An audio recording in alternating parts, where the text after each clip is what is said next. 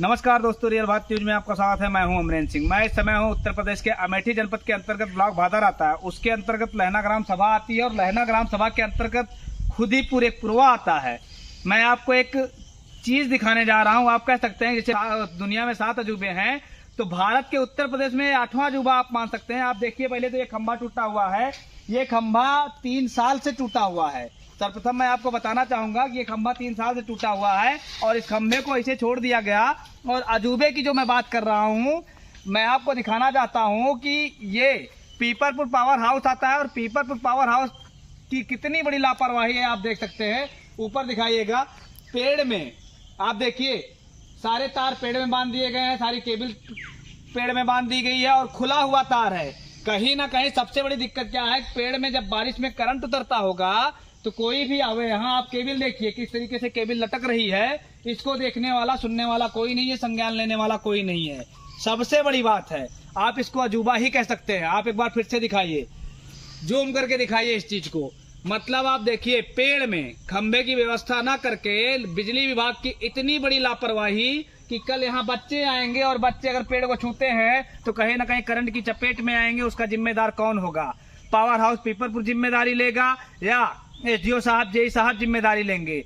Lineman आते हैं, इनके लाइनमैन आते हैं और काम चलाओ सरकार, आप बोल सकते हो काम चलाओ सरकार। खंबा गिरता है, यहाँ से कंप्लेन की जाती है, वो लोग आते हैं और आप देखिए किस तरीके से पेड़ में बांध के चले जाते हैं। तार लटके हुए हैं, यहाँ छोटे छोटे बच्चे आएंगे जाएंगे। एक बड़ा प्रवाह है, तो दिक्कत किसको होनी है? जनता को होनी है, यहाँ के लोग को होनी है। उनको क्या दिक्कत होनी है? उनको तो कोई प्रॉब्लम नहीं है, क्योंकि वो अपने घर पे हैं और सुरक्षित हैं।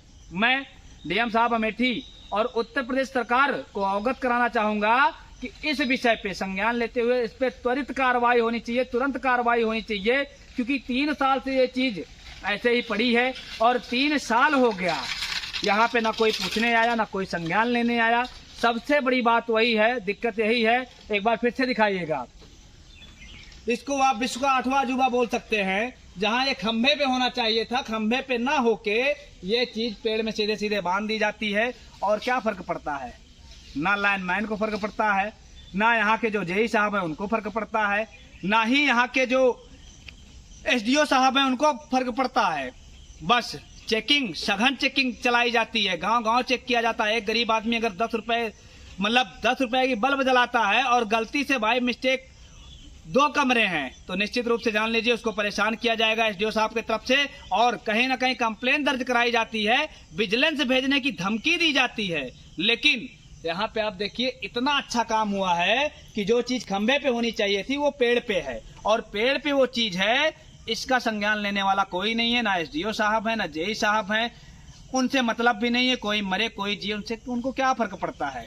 ना तो उनके गांव का मामला है, ना उनके लोग आते जाते हैं और ना ही चेकिंग के दौरान उनको दिखता है कि इतनी बड़ी दिक्कत है।